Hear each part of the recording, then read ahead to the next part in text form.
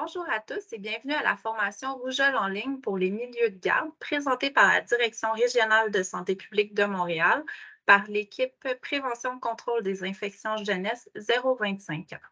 La présentation va être présentée par Majorie Lavoie, médecin conseil de l'équipe PCI Jeunesse 0-25 ans, et par moi-même, Sarah-Jeanne Morin, infirmière clinicienne de l'équipe PCI Jeunesse 0-25 ans. Voici un petit plan détaillé de la présentation. On va commencer avec les objectifs. On va regarder quelques définitions pour être bien à l'aise le reste de la présentation.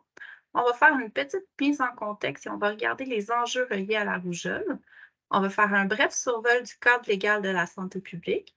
On va aller un peu plus en détail sur la rougeole dans la section La rougeole en bref.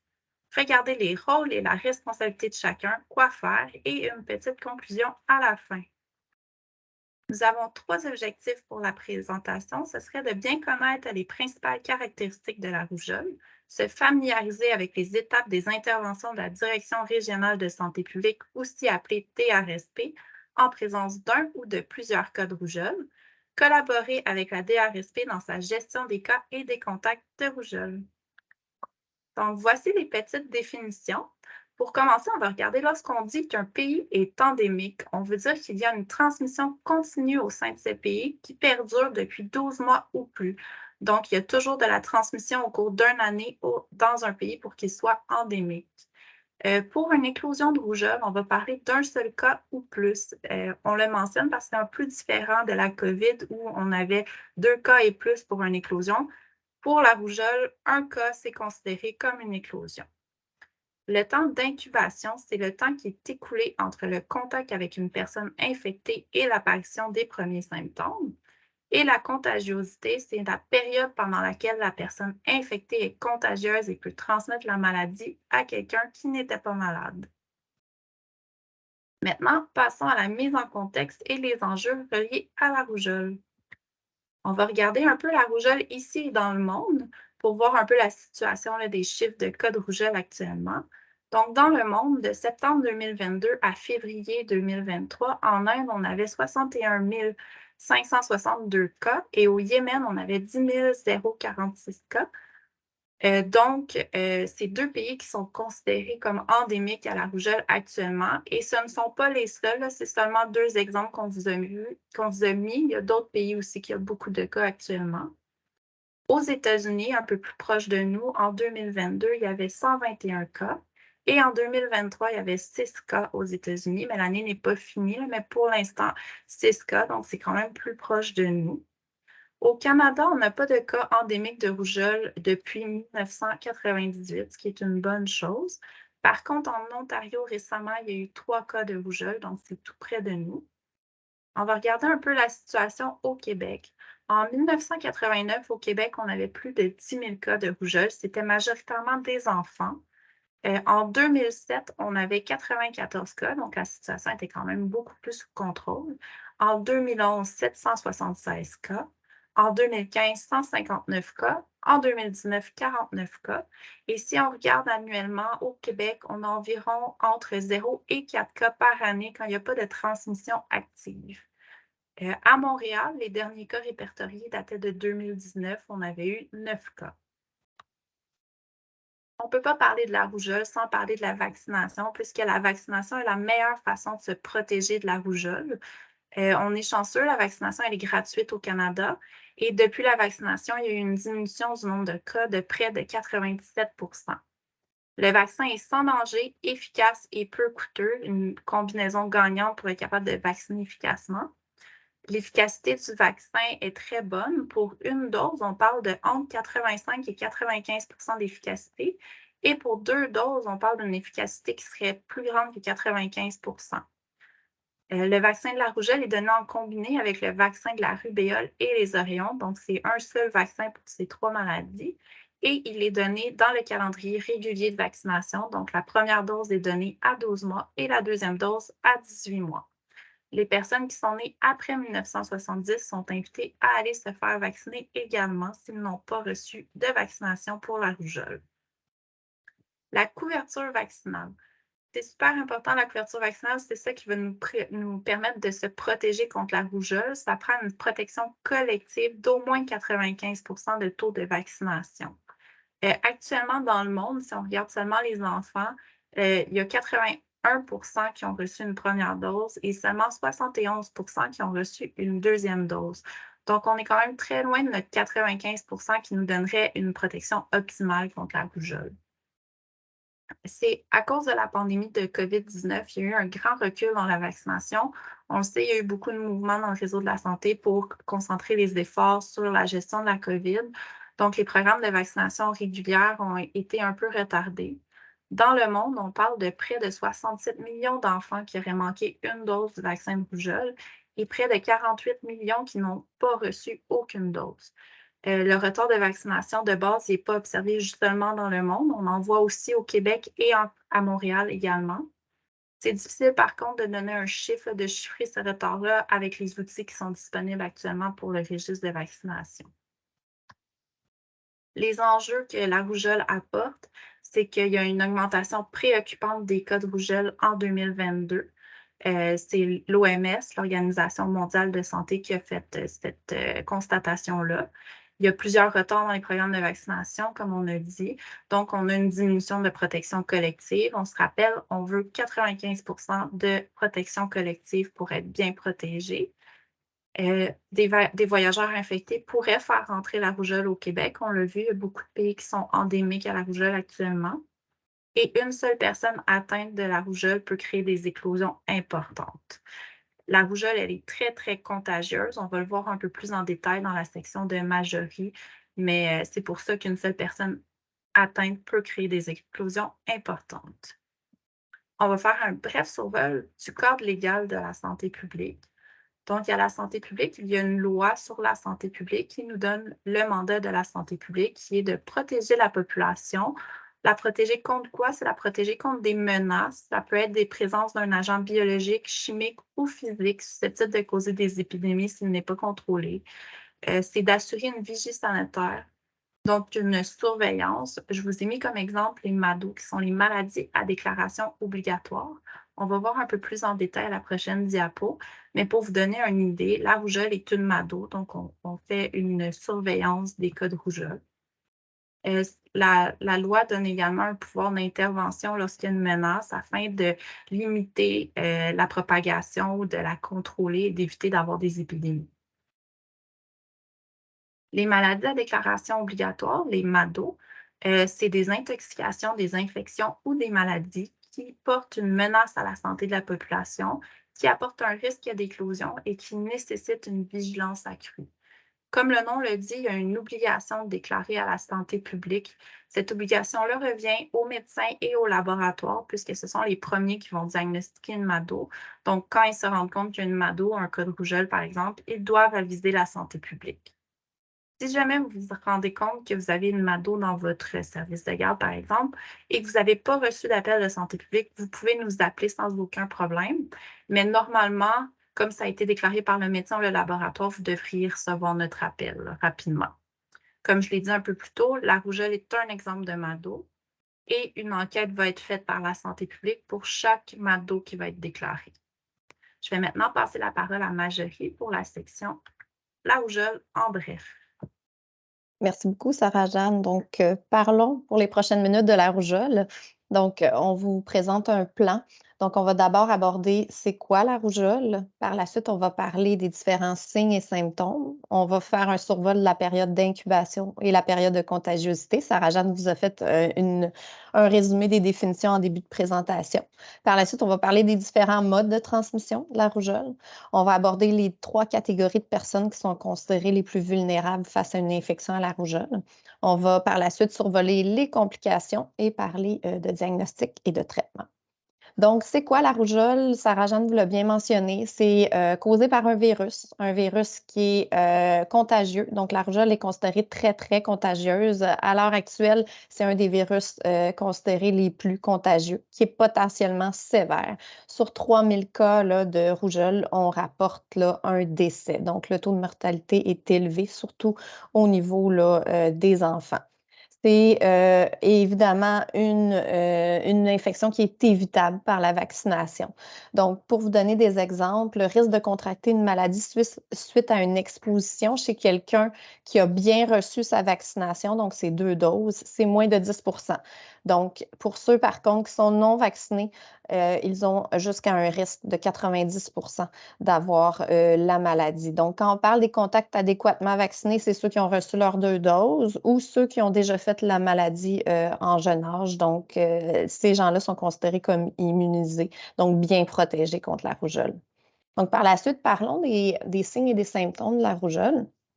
Donc, habituellement, on a une combinaison de plusieurs symptômes qui peuvent nous faire penser à la rougeole, surtout dans un contexte, si vous faites face à un premier cas de rougeole dans votre service de garde, vous avez des personnes qui développent des symptômes de fièvre. Habituellement, on parle de la fièvre en haut de 38,3 rectale, avec une combinaison soit de tout, soit de nez qui coule ou de congestion nasale, des yeux qui peuvent être rouges, des yeux qui larmoient ou qui coulent, des yeux qui peuvent être sensibles également à la lumière.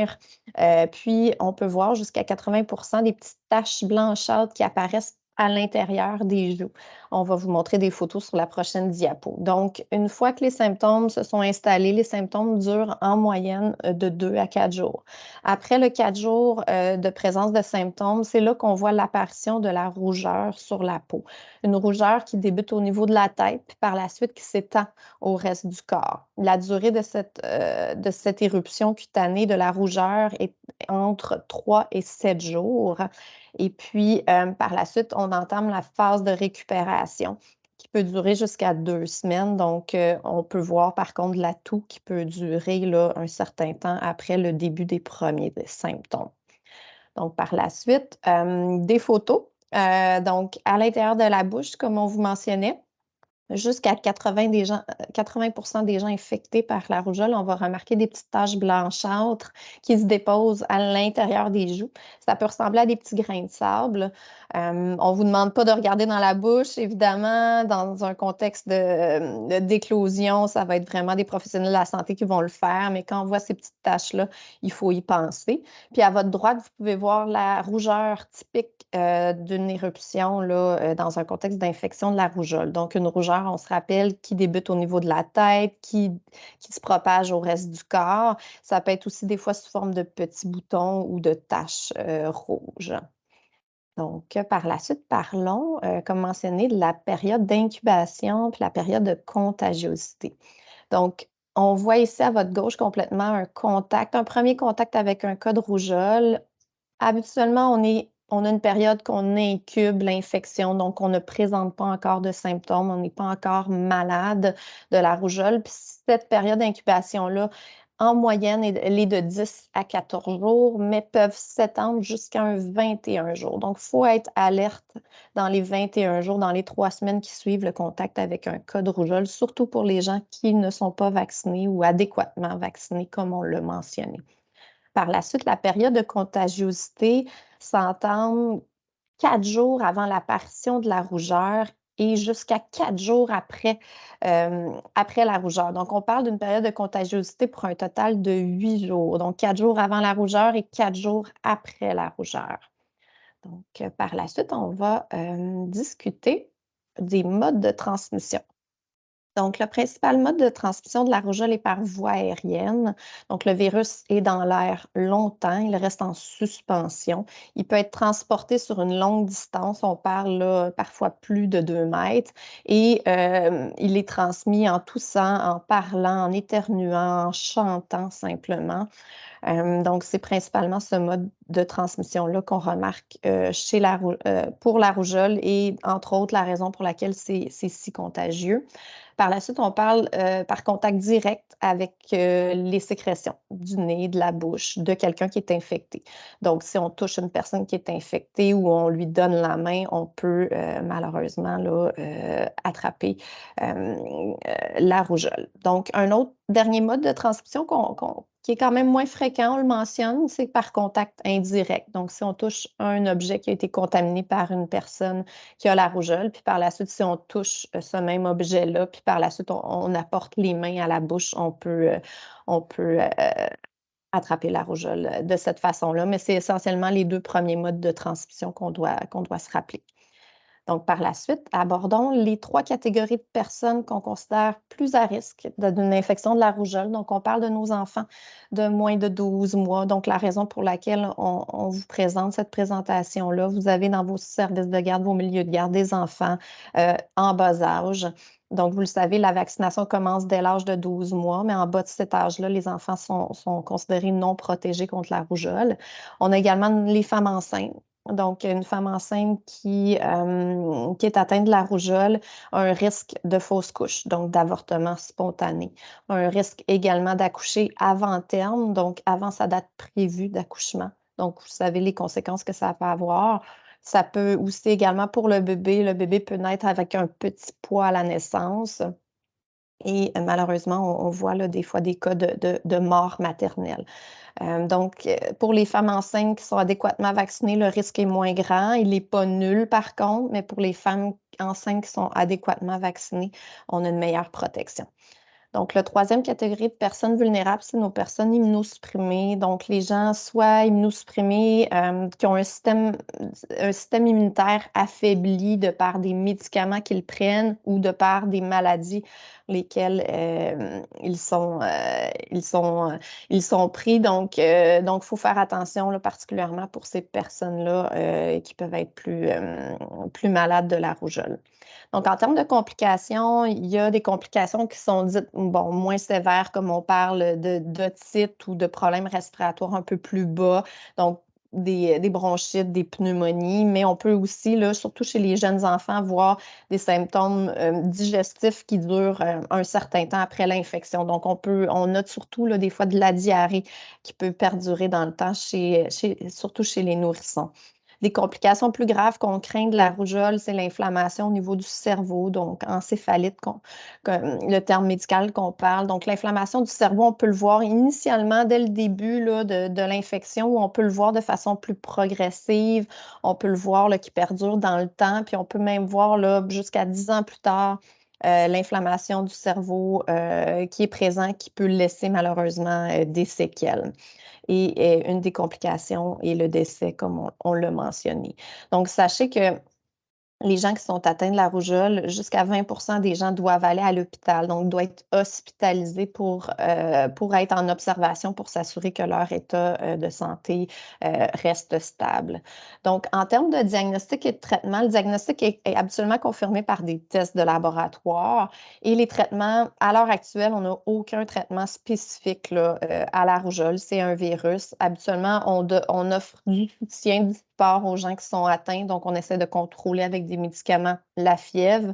Et si la personne infectée a des complications, il y a certains traitements disponibles pour les complications. Donc, je vais aborder maintenant les rôles et responsabilités pour quoi faire, en fait, si dans votre milieu de garde, il y a un premier cas de rougeole. Quoi faire s'il y a une personne qui présente des symptômes après avoir été en contact avec un cas confirmé. Évidemment, votre rôle, ce n'est pas de poser un diagnostic. Donc, on le précise, puis on va vous le rappeler également. Donc, si un premier cas se déclare dans votre milieu, une enquête va être effectuée par la Direction régionale de santé publique. Donc, chaque cas de rougeole, il y a une enquête. Donc, les équipes de la santé publique vont vous accompagner. Puis, ce qu'on va simplement vous demander, c'est une collaboration, donc de votre milieu de garde, ainsi que du CIUS dans lequel votre milieu de garde est situé et de la DRSP qui va vous accompagner à chaque étape. Donc, par la suite, quoi faire? Donc, si vous avez un premier cas de rougeole qui est confirmé, donc on a une confirmation de laboratoire, la santé publique va vous accompagner. Si vous êtes au courant, vous êtes mis au courant, un parent vous appelle ou un employé vous appelle pour dire j'ai un diagnostic confirmé de rougeole et que vous n'avez pas encore reçu l'appel de la santé publique, n'hésitez pas à nous appeler dès que possible. Puis ce que vous devez faire, en fait, la santé publique, on va vous accompagner. Ça va être de renforcer les mesures de prévention, contrôle des infections. Ça va être de surveiller l'apparition des symptômes. Ça va être de nous signaler là, s'il y a des cas possibles de rougeole, puis de nous aviser de toute absence dans votre milieu de garde. Donc, quoi faire, par contre, si une personne présente des symptômes de la rougeole après avoir été en contact avec, un 1er cas confirmé? Donc, comme on vous l'a mentionné, jusqu'à 21 jours, les symptômes peuvent apparaître. Donc, pour les 3 semaines qui suivent un contact, il faut, rester, alerte, s'il y a des symptômes qui se développent. Donc, si des symptômes sont présents, on demande aux gens d'aller consulter rapidement. Avant d'aller consulter, on demande aux gens de prévenir le personnel ou la clinique médicale ou l'hôpital où vous allez vous rendre. On les appelle au préalable pour leur mentionner qu'on est en contact avec un cas de rougeole, on présente des symptômes de rougeole et on se déplace dans leur milieu hospitalier ou la clinique médicale pour que le personnel puisse se préparer et se protéger et préparer une salle pour vous, pour ne pas être en contact avec les gens de la salle d'attente ou les gens qui attendent pour le triage. Donc encore là, on vous rappelle que ce n'est pas à vous de poser un diagnostic. Donc les interventions de la santé publique, quand on a un cas, évidemment, il y a une enquête. Chaque cas de rougeole est enquêté, comme Sarah-Jeanne vous l'a bien mentionné, c'est une MADO. Donc, pour la personne infectée à la rougeole, on va lui demander de rester à la maison. Donc, un isolement jusqu'à 4 jours suivant l'apparition des rougeurs sur la peau. Comme on vous le mentionnait, la période de contagiosité, c'est en 4 jours avant, mais 4 jours après l'apparition de la rougeur. Donc, pour limiter la transmission du virus de la rougeole, on va demander à la personne de rester en isolement à la maison. Pour les contacts, donc l'enquête va aussi s'attarder, à la personne infectée, mais aussi d'essayer de retracer qui a été en contact, avec la personne malade atteinte de la rougeole. Donc pour votre milieu de garde spécifiquement, les gens qui vont être identifiés comme des contacts, c'est le personnel, c'est les enfants qui fréquentent le service de garde, c'est les personnes qui ont circulé dans le service de garde, donc les parents le matin qui viennent déposer, leur enfant vont être considérés également comme des contacts. Et si vous avez un milieu familial, les membres de votre famille vont être également considérés comme, des contacts. La santé publique va recommander des interventions spécifiquement pour chaque individu en fonction aussi de leur état, leur statut vaccinal. Donc d'où l'importance là, de savoir si les gens sont bien vaccinés contre la rougeole.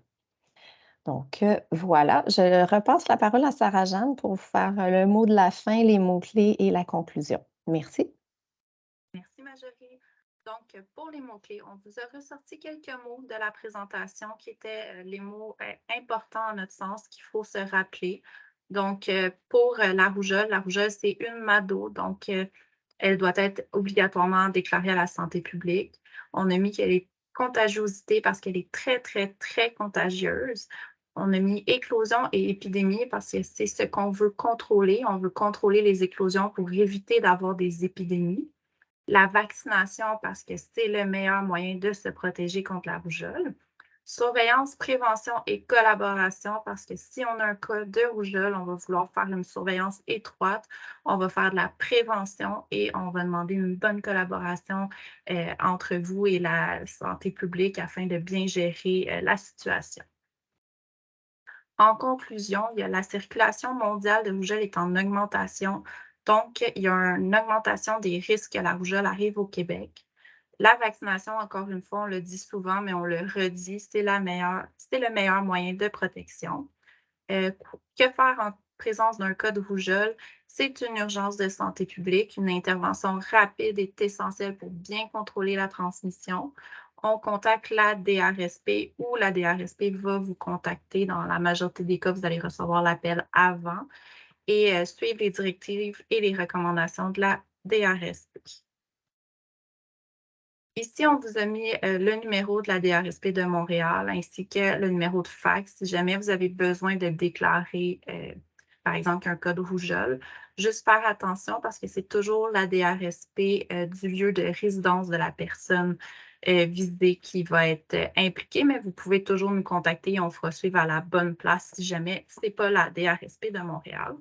Vous avez également le site Internet, la procédure pour signaler une menace.